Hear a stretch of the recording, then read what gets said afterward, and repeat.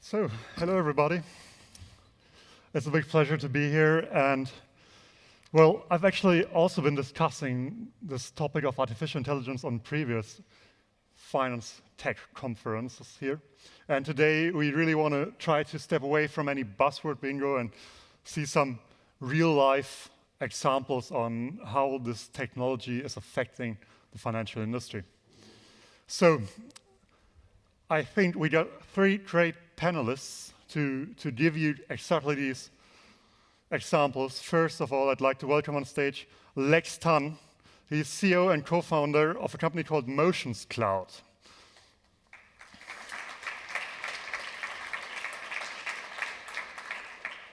Next, I'd like to ask on stage Dr. Kerem Tomak. He's the Divisional Head of Big Data and Advanced Analytics for a small startup called Commerzbank. Very small. And last but not least, we have Thorsten Schmidt on stage. He's from PricewaterhouseCoopers, and he's heading their artificial intelligence practice for Europe. Welcome on stage, Thorsten.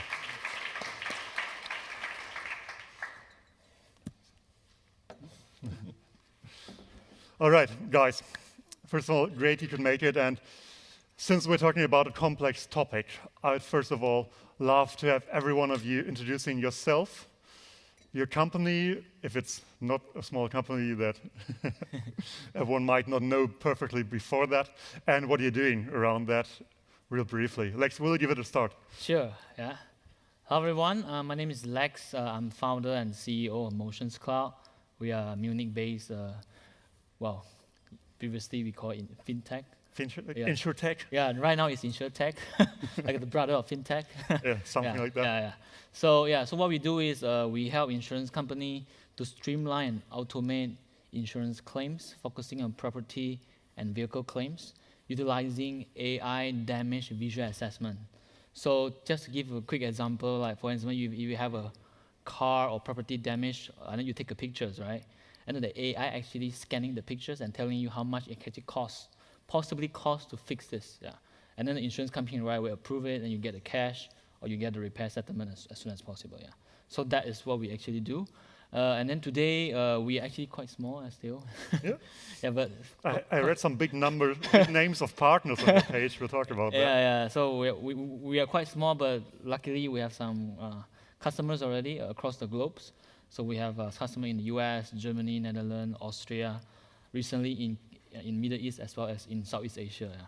And we are a team of 8 people only. So sometimes it got a little bit out of capacity, but we can manage. Yeah. Yeah. Sounds busy. Yeah. All right, cool. Kerem, can you tell us a little bit more about the, well, let's say, big title that you're holding? I mean, yes. In a small company called Commerzbank, I'm heading up a big data advanced analytics AI function that is relatively new. It's about a year and a half old. I moved from Silicon Valley to head up, actually build this function from scratch. The focus is the unit, Big Data Advanced Analytics and AI, is focused on, first of all, data. We are the guardians of the data for the bank. We harmonize the data for the bank. We build quality checks of the data and assure the governance for the bank. Because as we all know, that's the requirement of having AI. And then we build analytics on top of this for the bank. It's a data lake-based technology, but we are building GPUs, TensorFlow, H2O, and so on, the standard tool set of AI. And then on top of it, we are using cloud as well as additional firepower we have in our arsenal to enable the bank, not just risk compliance, but retail corporate bank, to actually make the bank more efficient, intelligent, and fast. Very interesting. I really like how you put an emphasis on the data part and data cleansing part, because everyone always speaks about the fancy thing that comes out in the front end. And my point of view is that a lot of work is done on the data part, actually. So, Thorsten, over to you. PwC, as a Big Four auditing company, normally we are recognized not as a digital company, in the older days, we acquired, for example, Kundus here in Germany and started the transformation to be a digital company of around 5 years ago. Today, we are focused in AI in several areas. So, for example, we are digitizing our own services, like auditing services, but also we created new digital offices and areas, like, for example, I'm part of the accelerator in FS. What does it mean? We are currently selling technology in terms of we are creating cool new AI technology like legal stuff, software that is able to replace a lawyer at the end with a position of 99%. Your colleague, basically. Yes, it's quite interesting, and for sure, we're offering this also for clients as well as we are consulting clients in that. Very interesting. I mean, if we're standing together in this combination, because I think it's quite interesting, we got a startup guy here, we got a huge company, and we got a service provider next to it. Like from a startup perspective, as I mentioned, you got very big names, especially from insurance companies, as partners on your page. Mm-hmm. What are the biggest hurdles that you have to overcome to make your case in this environment to be noticed as a serious player and to actually end up providing services? Mm-hmm. What have been the hurdles you have to overcome? What are your advantages as well? Mm-hmm. And well, I'd also like to know, when we're talking about this kind of combination, from you guys, first of all, from Kerem then, how much of your, let's say, innovation process are you able to provide internally, and how often do you like to, well, collaborate with small, smart companies to import something? And also, if that is something that is driving your business as a consultant. So there was a lot of questions at once, but I'm done for today, probably. Sure. So I will start first, yeah. So working with big corporations is it's not always easy.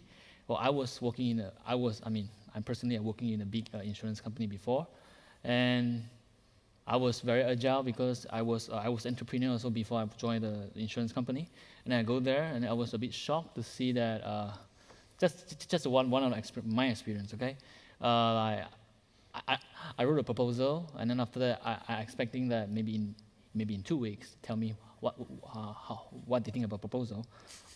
But then it took 4 months to even just with one follow up, and they say, oh, we need to wait more, and then 4 months. So it was about 8 years ago. Yeah, that was a bit shocking from the start from the entrepreneur, go to the insurance company, and then after that I left the company. Yeah, and then so right now it's changing a little bit already. Yeah. So when we yeah. That's good to hear. I want to hear more about that. Yeah. So for MotionsCloud standpoint is I think that there are a few points. One point is cultural. Yeah. So for startup, they always feel very, very hungry and want to move fast, do something small and then go big later. Yeah. And then for a corporation, it's a bit different. They want to do something big, and then they want to do everything one time. It takes years. Yeah. So and then also making decision is very tedious process for them. They have to go to many stakeholders. Yeah. And then the other thing is, if we're talking about insurance company, they are very risk averse. Yeah. I heard of that. Yeah. Yeah. So something new. We need to think twice, third time, fourth time, or think as many as they wanted to. Yeah. So that is. But for the startup, you can't wait for like 2 years and then hoping one contract signed. Right? You can't. So yeah. So that is one thing that we see. But how did you cut through it then? Yeah. Did you go over your innovation? Yes. Teams or right. So how we do it is we have to find the companies that has an innovation team. Okay. Those that without innovation team, they probably take much longer, and you need to know the big players, or like a big guy like CEO or board member, then they push it down, then may work, or maybe may not work. Yeah. But if they have an innovation team, then seems that most of them they have some process already in place. Then maybe some of them is not yet, but they're going to have. Yeah. So you can speed up a little bit. And then they have a allocated budget that already there that they can actually decide right away on the department without going to the board. So I think this actually help a lot, yeah. But well, our first customer, it was not that. It was from the top. Yeah. But then our next customer is mostly from the innovation team, or as a startup. Also, sometimes we also talking to somebody like PwC and also other players like PwC as well. They also trying to help us, yeah, because they see the potential. And also we also sometimes instead of working with big corporations, we also try to work with their service provider as well. Interesting. Yeah. So you're going from the other way to them. Yeah. And then this is a few ways that you try to build a establishment, credibility, and so on before you go into the big corporations. Yeah. Sometimes it depends on the luck. Yeah. Sometimes a little bit. Yeah, from my perspective, I come from companies like Google and Yahoo. I worked there for 11 years in Silicon Valley, and there the rule of the game is basically show that there is value, but show it fast and iterate, right? So that's what we are doing with the team that I have now. I feel like I have a startup company and a big company, and the big data, AI, and advanced analytics is driving the digital transformation of the bank. And so we are in the center of it because I strongly believe if we do this in the right way, the data powers, or empowers rather, people who are making decisions, and obviously AI, which we will get into this a bit later, but all the intelligent algorithms that drive decision making or provide additional services and products in the marketplace, that has to depend upon this big data environment we are building and really fueling the bank. In terms of innovation, we are going through the digital transformation not from just the tech perspective, because again, from where I came from, there are many stories and many examples of how tech for the sake of tech does not work, and AI for the sake of AI, you shouldn't do it. But what we start with is really, as we are deploying new technology for the bank to make it more efficient, fast, and more intelligent, we are also fueling the mindset change, where we are building agile teams, different sprint-based kind of product development, really taking it from prototyping, see what works, and that's an interesting thing that we are bringing to the bank, where the fail fast, learn, optimize cycle that has been proven in the Silicon Valley and kind of trickled around. That is what we are establishing within the bank, within my team, that allows us to continuously innovate, come up with new ideas, test what works, bring it to the stage where it is working, maybe not yet in production, but then immediately plan if it is working, impacting potential value in the bank, bring it to the production within a very small delay, right? And very small delay, as you can imagine, can be days, weeks, or months. We are going towards days than months. But it's a mindset change driven by technology, infrastructure, tools, and state-of-the-art technology in place. Yeah. Understand. I mean, it's a long way coming from something like biannually release circles or something like this. Yeah. But what I originally asked, in your team and around your topics, are you importing innovation and technology from startups as well, or are you currently mostly building it from yourself, for yourself? So we are doing both. We also partner with institutions like Fraunhofer and others. We have university connections, research institutions. I believe in make and buy. It is not a make or buy decision, because you can scale certain things, but if we have found a solution that works somewhere else, why reinvent the wheel? It's a bad allocation of resources, because if something works somewhere else in a much better fashion, we should get it. Obviously, there are certain challenges in bringing outside technology inside a bank, with all the regulatory kind of rules and regulations and so on. A lot of times, if, however, there is value, which always it is the case where devil is in the details, right? there's one thing that a company says, hey, this works. Another thing, when you actually implement it, it may fall apart. So, but if all those things kind of are in place, and we have several startups who are already working in Frankfurt or beyond, so we are open to both make and buy decisions. Yeah. All right, cool.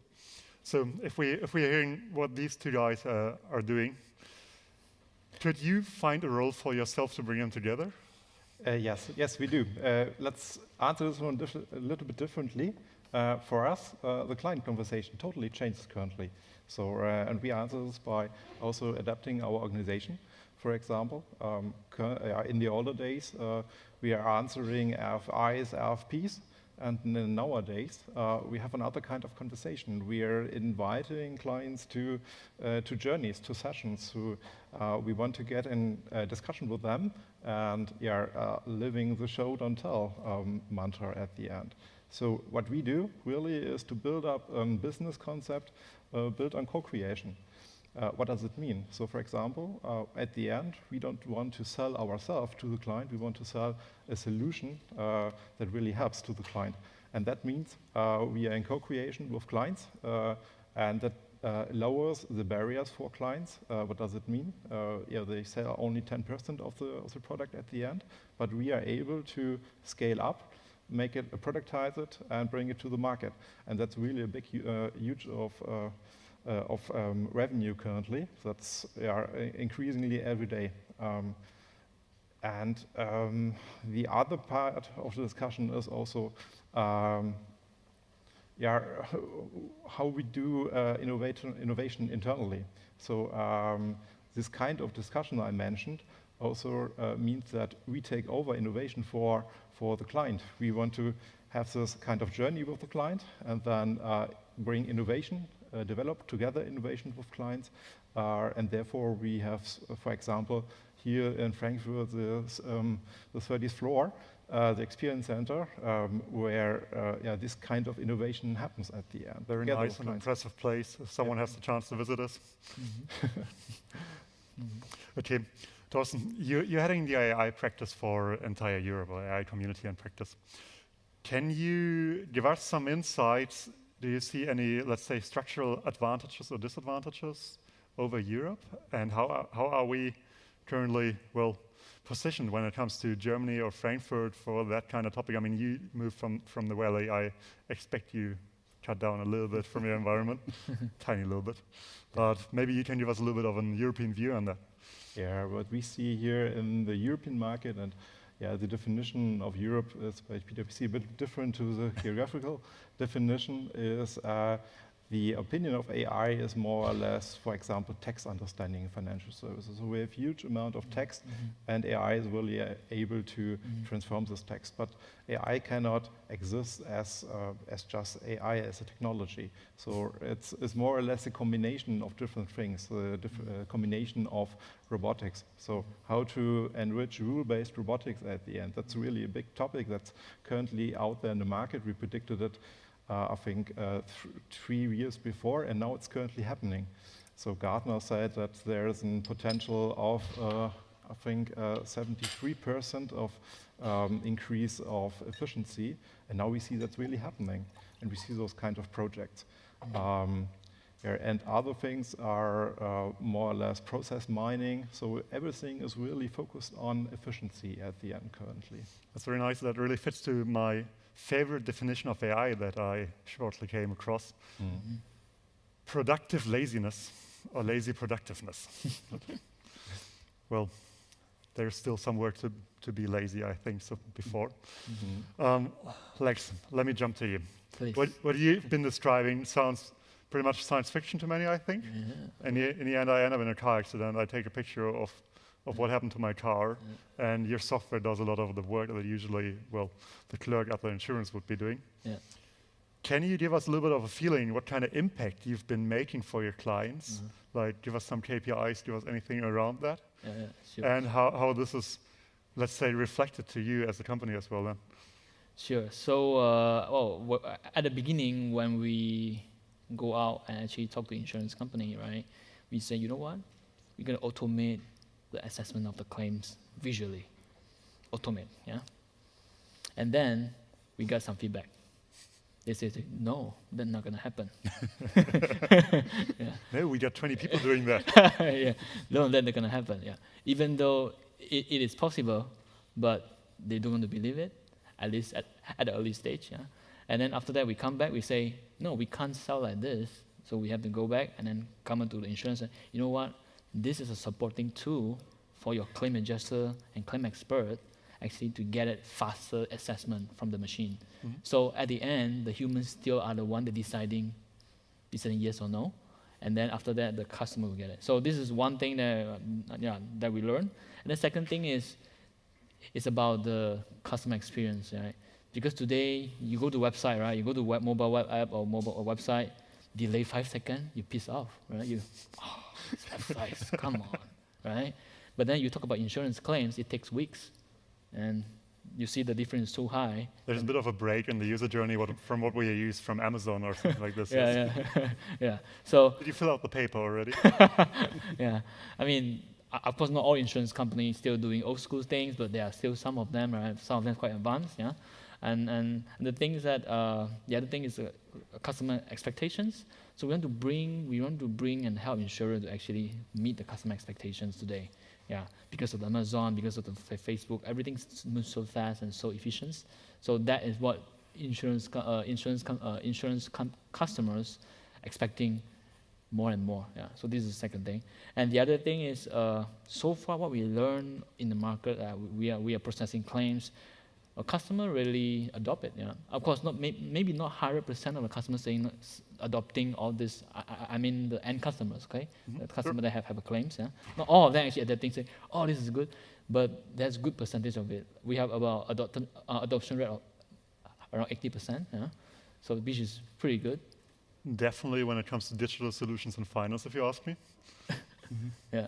So that's just for the claims when the claims happen. If I'm an insurance company and I got your solution in, I'm basically saving money for every customer that adopted to use your solution. Yeah. So according to Fraunhofer Institute, they actually make a research. Yeah? Every employee that's sitting in the claim department, touching any point of the claims, it costs them 25 euro in Germany. So most often more expensive than the claim, I suppose. yeah. So let's say you have one claim, you check email 10 times for these claims. You imagine how much it costs already. Yeah. So that is what they research. So right now, insurance company trying to reduce, especially these simple claims. Simple and medium claims. This should be automated and get automated and then decided by human, and then get to the customer saying that this is very simple. And then this is, this claim expert, they are very expert people. You want them to access the complicated claims, not the things that are so easy. Right? So that about is focusing capacities of your stuff, shifting them towards the critical cases and augmenting them for being able to deal with the mass cases, so to say. Yeah. Correct. So at the end, it's saving cost, saving time, good customer experience, and importantly, have a wow customer experience that, wow, I never thought insurance claim is so easy, for example. Yeah. So I think the interesting thing in all of this is, I don't know if you guys are following a lot of the news and articles around AI and all that kind of stuff. It's really kind of comes back to the basics, because I always kind of think about AI as something that people use it just because they don't feel machine learning is short enough.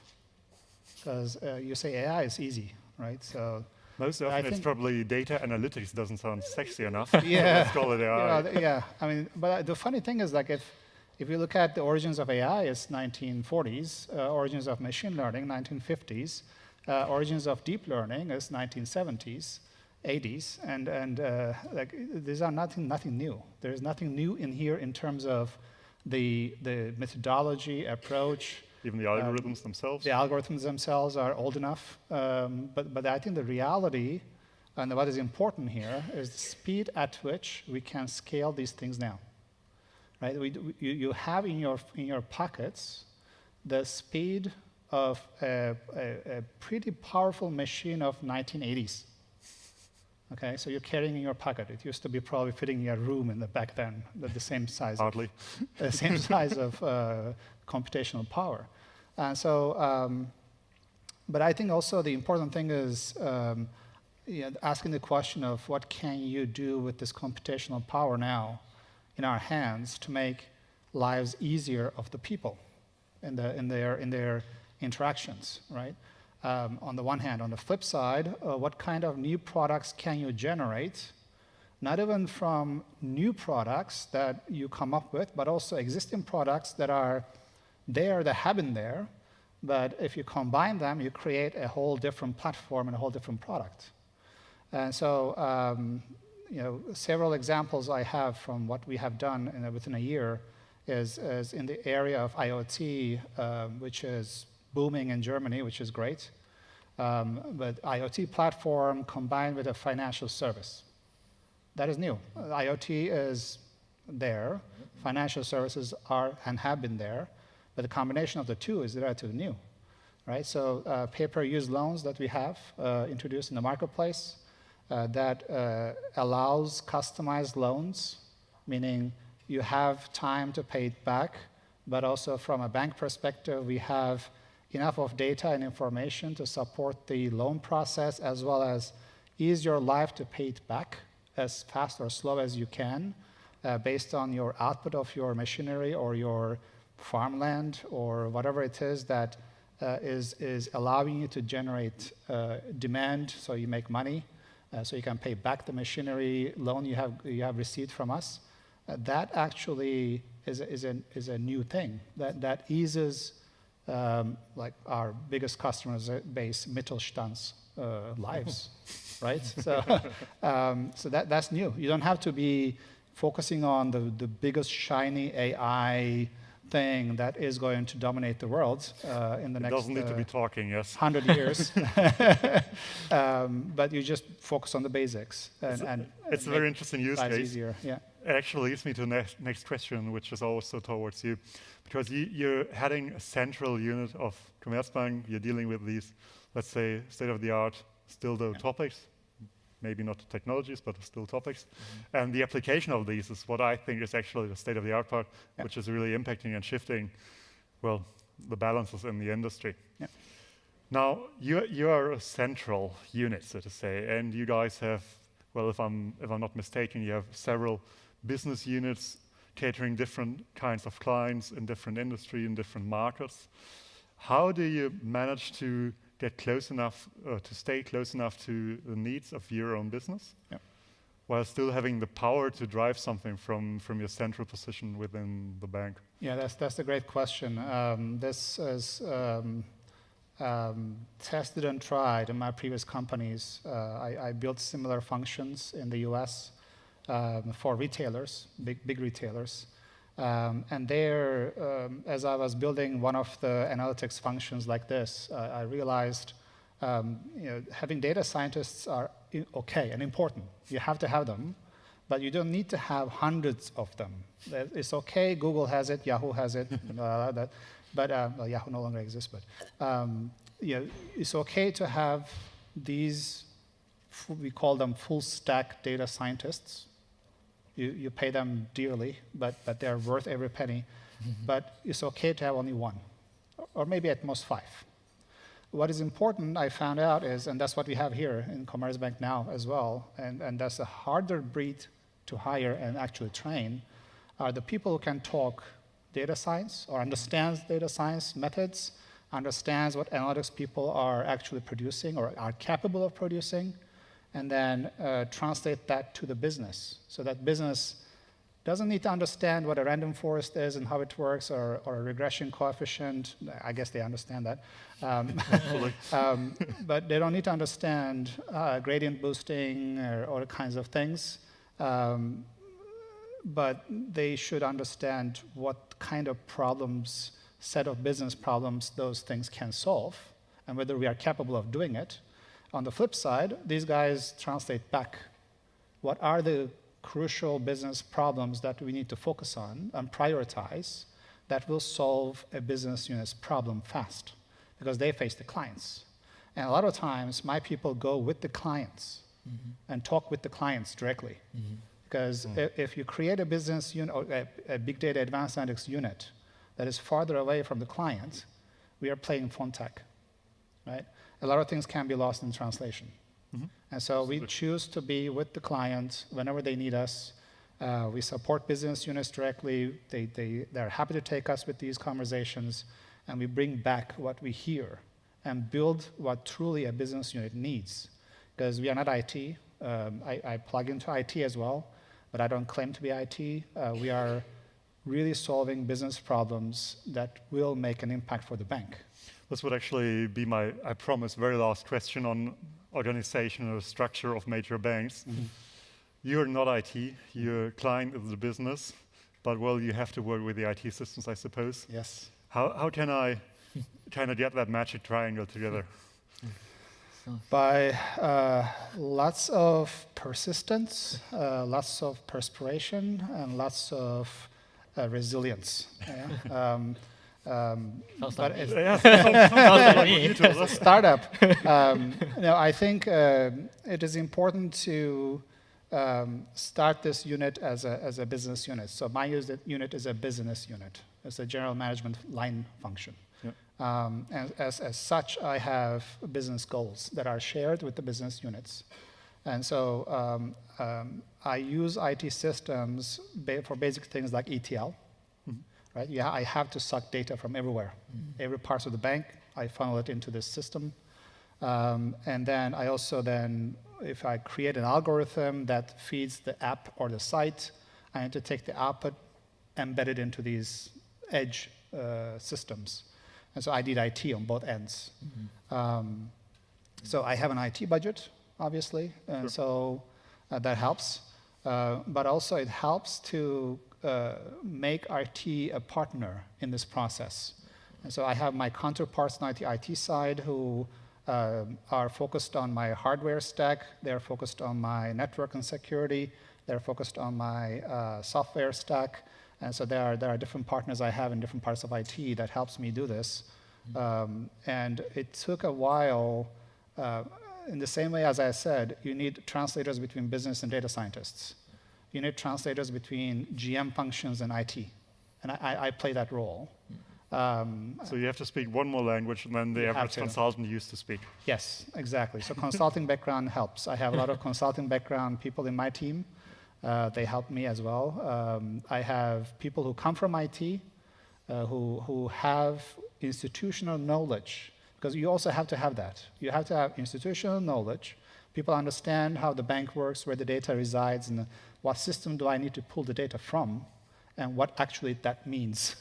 So you need those people as well. So I have this mesh of truly, I'll see it as a startup that has different capabilities, but a lot of people can wear different hats as well to get this engine moving. Yeah. Understand. Thorsten, besides all that innovative stuff that your team or your unit is doing towards your own business for PwC, if you consider client demands, especially in financial services, what is it that your clients are currently asking for? Are you helping them to build similar functions as Kerem is describing them, or can you make that a little bit more tangible for me? Yeah, it's quite interesting that we see there in those requests no named AI capability, for example. So at the end, they are asking for to be more efficient in, let's stay with this example like analyzing text, or they want to be more efficient with invoicing or whatever. There are many generic cases out there, and they know them. But they do not know what kind of technology is out there. So, for example, I wouldn't agree you need a kind of data scientist. So, for example, I have clients that are currently implementing AI just based on cloud solutions, for example. And those cloud solutions you can use without any knowledge of AI. They're pretty much drag and drop. I was pretty impressed with that stuff. It's not drag and drop, it's more or less API and microservices that you have to bring together and you have to train this. So for those kinds of capabilities they're asking still the same questions. For example, eliminate risk. in credit finance or something like that. And the questions are the same, but the solutions are changing a little bit. Interesting. Talking about the solutions and the tech, Lex, can you give us a little bit of the insight? What of your solution would you personally classify as being AI, and how do you approach that? Sure.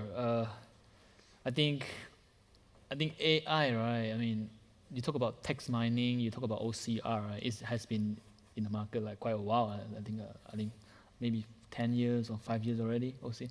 But then interpreting the text and understand what actually text saying about, that's much more like AI. Contextual adoption, basically. Right, yeah. So based on the data, or based on the knowledge that the AI actually understands from the text and making a suggestion or decision, that is AI, yeah. And then the other much more sophisticated AI would be visual recognitions, yeah. You see right now self-driving car already tested on the market and tested on the road. You can see that it's like in real time, they act like a human and then driving, right? Of course, you don't talk about something very special cases, but in the normal cases, they work perfectly, yeah. For your very own use case, I figure to get the data to learn from and to actually make your algorithm smart must be one of the biggest hurdles to overcome. How did you approach that? Did you have partners that could provide a lot of data you could work on, or how did it go for you? Absolutely, yeah. When you talk about AI, it's a baby brain, right? Without any learning, without any training, it still stay baby. Might sometimes even be a slow baby, yeah. Yeah, even slow baby, because you have a shitty GPU. Yeah. So yes, of course, we need data, of course, yeah. Of course, there are available data in the public. There's also proprietary data, yeah. So at the beginning, try to prove that we are able to build the use case. We have to use the public data for very specific and easy cases, yeah.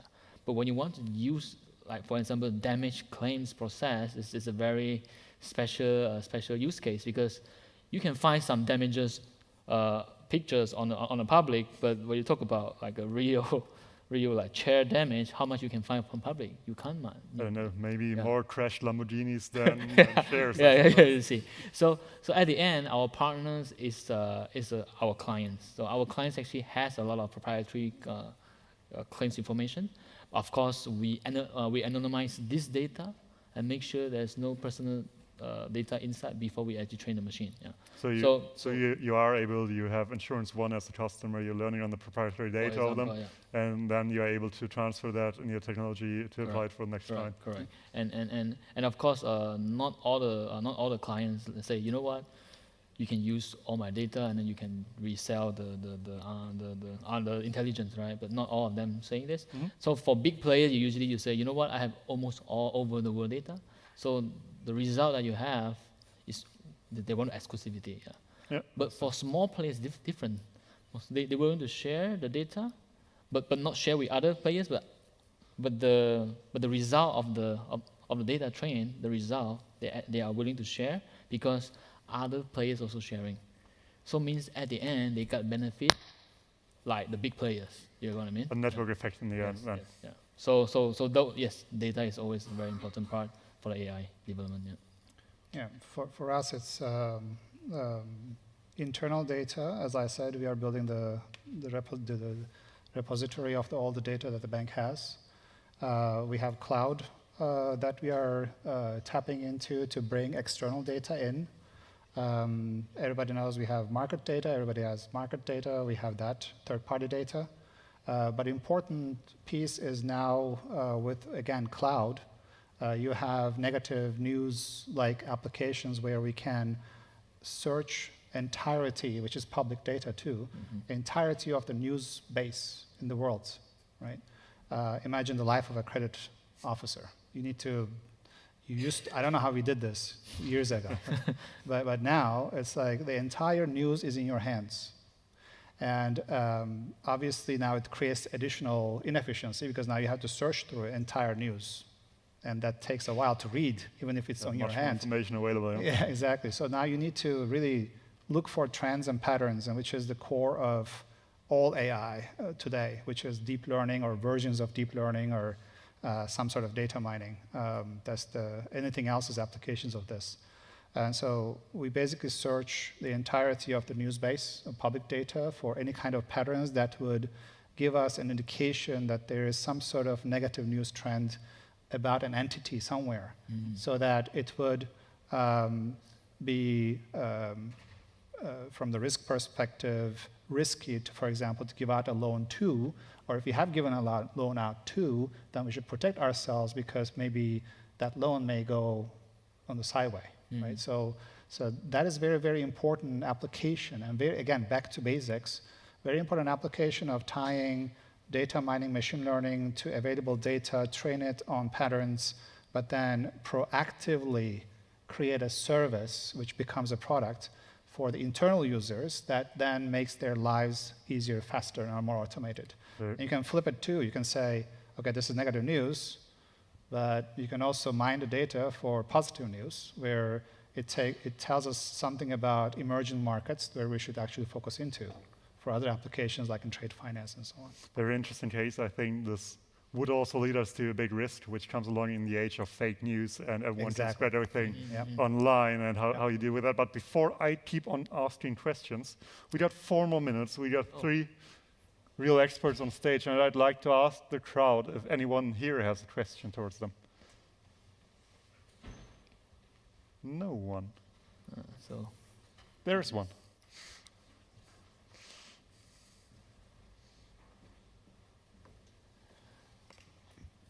Hey, I got a question for Lex. Looking at your current client base, how many, and I guess you're working with a couple of insurance companies, so how many of them actually got rid of claims adjusters in the end? Or are they all still there? no. I mean, we don't get rid of them. We love them, actually. We're in Germany, never forget. No. Our tool, it is a support tool for the claim adjuster, I would say. Yeah, it's not like we want to eliminate them. Yeah, but I was an adjuster also. No? so yeah, we're not eliminating them. We give them capacity to manage more claims at the same time. Because many insurance companies, they are out capacity managing claims. They outsource. Yeah, so outsourcing are very expensive, very, very expensive.